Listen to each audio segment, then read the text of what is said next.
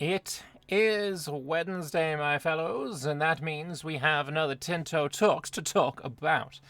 Last week we had the subjects, and we were told that this week would be weather and natural disasters and all that kind of thing. And this is the header image that we're getting for it, which confuses me a little bit because I'm not sure what this is showing. Are we seeing? I mean, I'm sure we're going to find out. But is this showing like adverse weather effects in all of like Anatolia, Greece, and southern Italy? Is this Roman restoration? Justinian has taken the south of Italy. I, I'm interested. Let us hop in and find out. But before we do that, I just want to do that normal thing where I chill for myself and say, can you please subscribe to the channel? Because it helps me out and you stay informed. Because you get the videos notificating into your eyeballs, and then you stay informed about this game that we're also very hyped about. And that was awkward. Let's get into the actual dev diary. Hello and welcome to another Tinto Talks, the Happy Wednesday, where we spill all the secrets about our upcoming game with the code name Project Caesar. In a game where we simulate hundreds of millions of people, not all calamities that they get exposed to involve warfare or diseases. Today we'll talk about how Mother Nature does her best trying to reduce the population regularly. So we have the Little Ice Age. As the widest definition of the Little Ice Age encompasses almost the entire time span of our game, we decided to go with the Maunder Minimum, which happened between 1645 and 1715, being the colder phase of the period.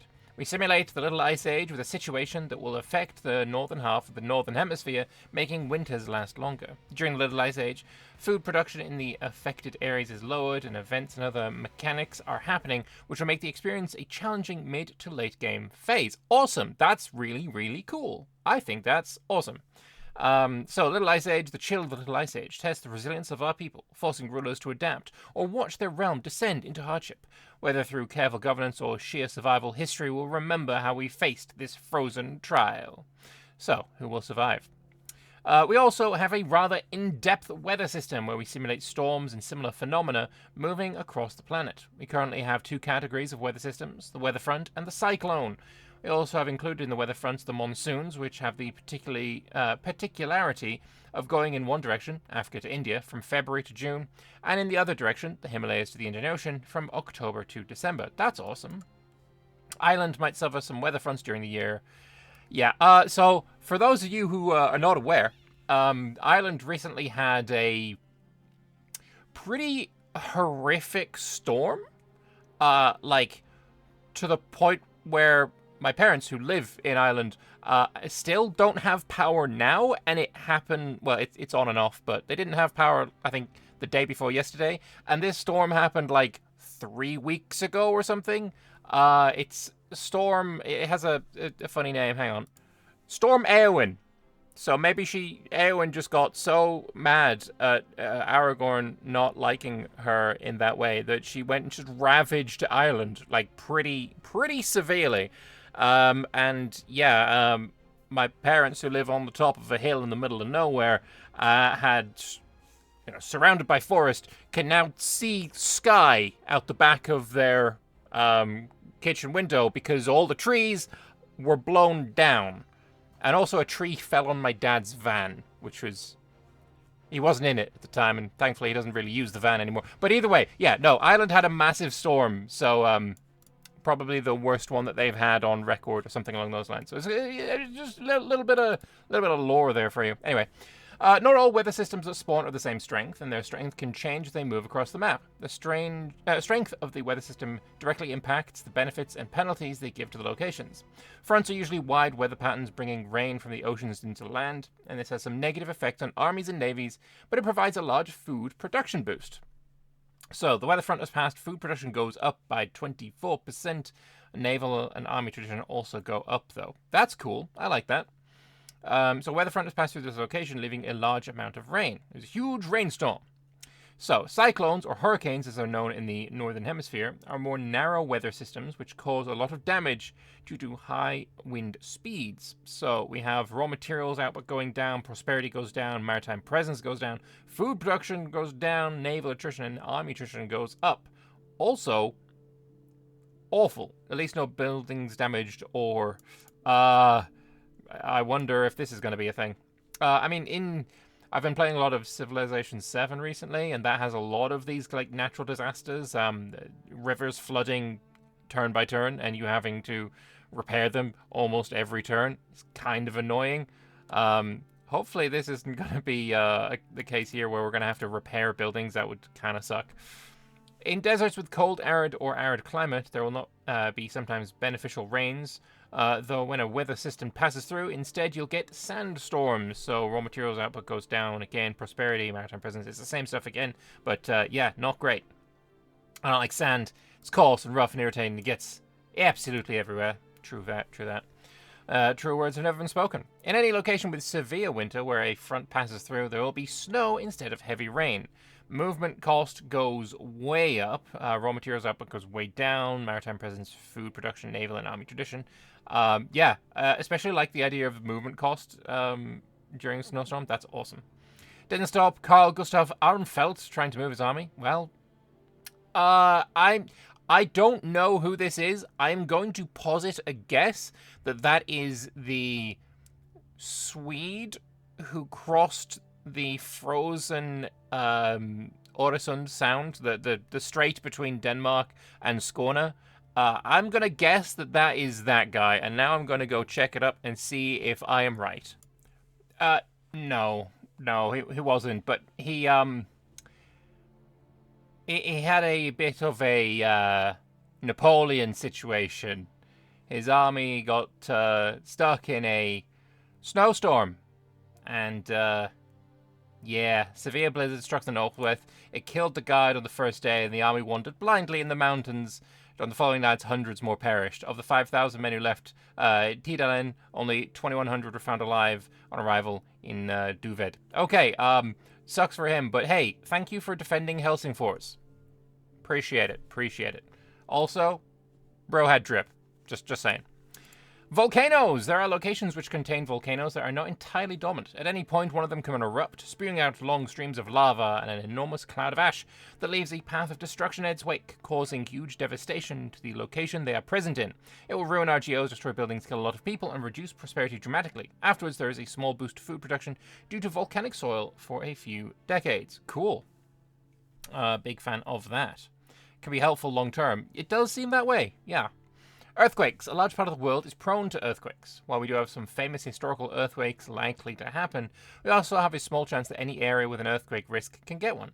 Similar to a volcano, it will destroy buildings and kill people. Okay, so destroying buildings is in fact in there.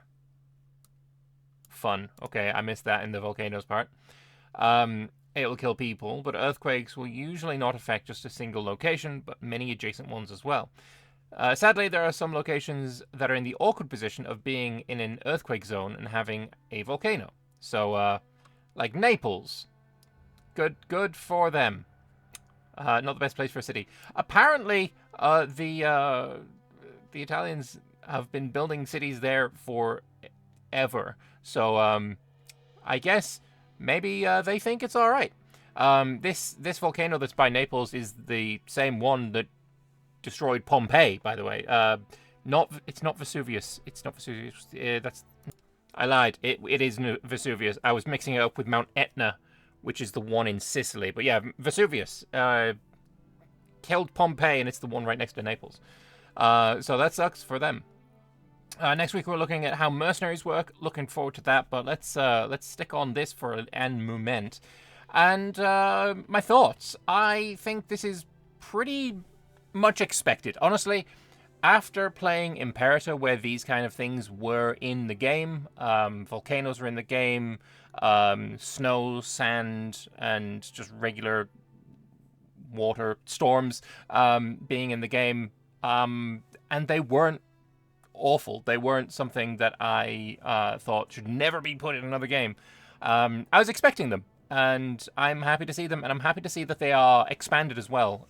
In Imperator, whenever there was a rainstorm over an ocean, basically all you wanted to do was dock your ship so they didn't take attrition. Now it seems like there's a little bit more to it, and yeah, I think that is a definite good thing. Makes the world seem more alive, and I'm especially happy to see the Mondra Minimum make an appearance, the Little Ice Age.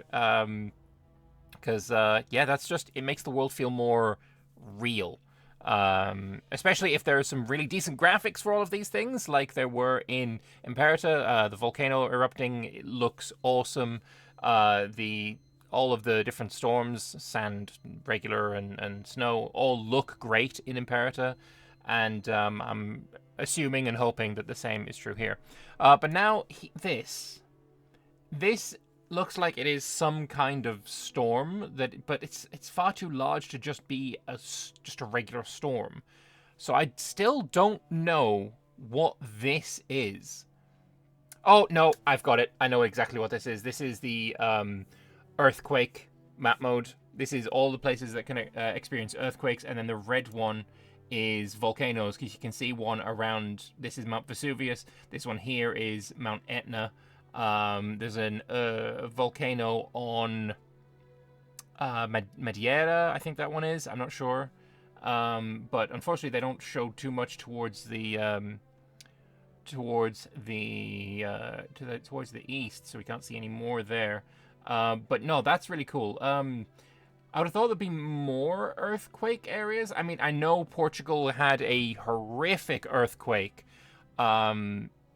What date was that? It was around this period of time. And it ended up completely destroying the city, and something important happened because of that. And I'm blanking because I'm trying to remember, like, little tidbits of information that I've picked up, but, like, not prepared. I'm looking it up.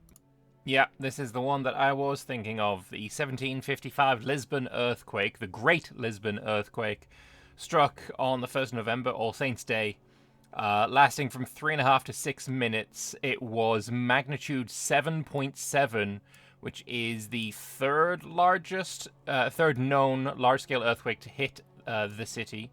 There's one in 1332, which is, after the start of the game, and there's one in 1531, which is 30,000 people died.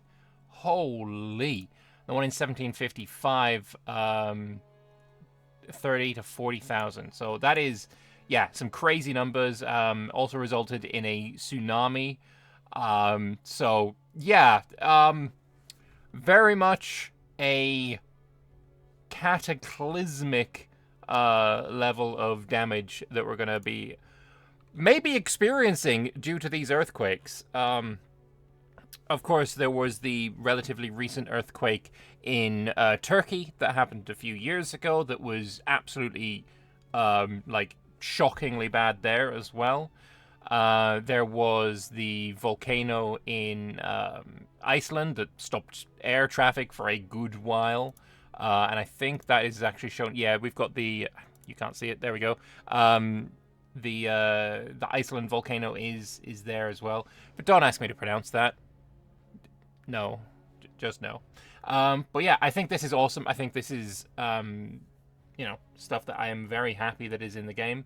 I'm surprised that there aren't more earthquake zones. Because I know everywhere is capable of having an earthquake. It is just whether these earthquakes are of a magnitude high enough to have actual effects, right? Because there are and have been earthquakes in England, for example, but nothing that has ever, done more than knock a glass off a shelf, right? It doesn't do country scale damage, whereas that is certainly not the case in these earthquake zones. So I think this is awesome. I think this is a fantastic addition to the game, and I'd like to know what you guys think. So let me know in the comment section below.